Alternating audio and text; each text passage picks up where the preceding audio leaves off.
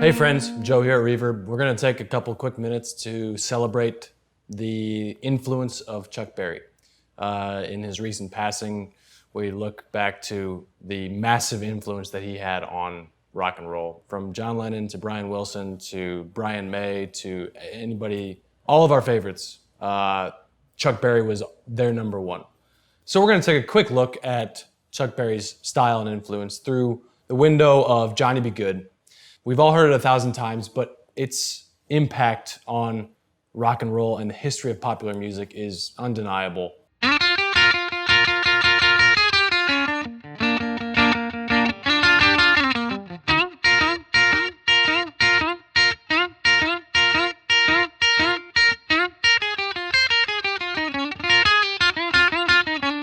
Chuck, as most of you know, used 335s, 345s, or 355s. We don't have one of those around right now, but we have an Ultra 339, and so that's going to get the job done for today. And we're going through a Fender Vibrolux. Okay, first part of the riff, in B flat, on the G string, sliding up to 7th fret, up to 6 on the B, 8, and then we got the famous just 6th fret on the E and B string. And then we descend down.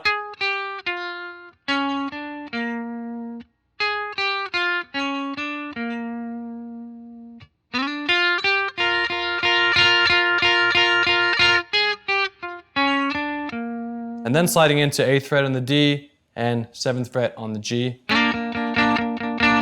And kind of pulsing that da da da da da da da.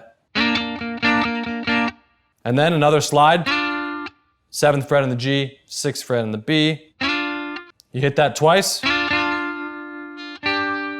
Keep that D there on the G string. Grab the G up here on the B string. And then back off. Sliding down on the G.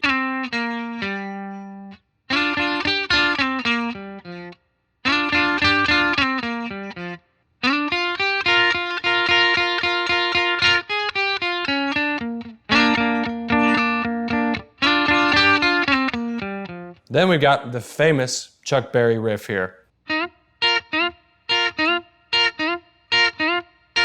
That riff alone influenced so many players, so many songs, solos of all kinds. And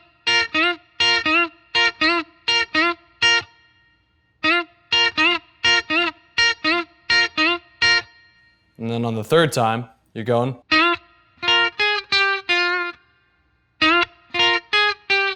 And then up to the 8th fret on the E string.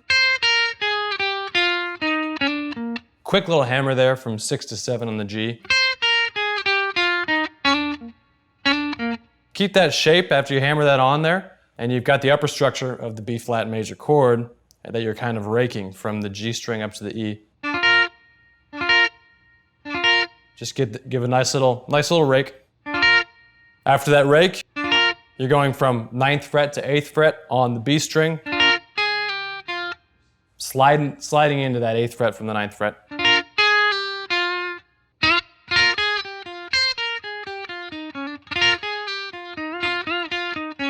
So after you slide that down from the rake, then you do the Chuck Berry again.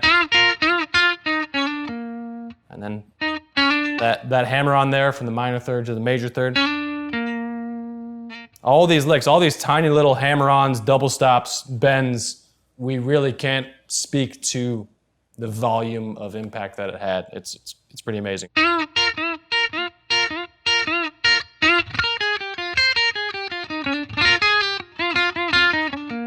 Hopefully you can use some of these licks in an intro like Chuck did, or like in a solo or whatever. It's awesome to think that a lot of these riffs have become rock and roll guitar playing 101. You know, I can teach you more of these riffs, you can learn, you can also find them on your own. That's what's great about those old records too. It's like finding these riffs.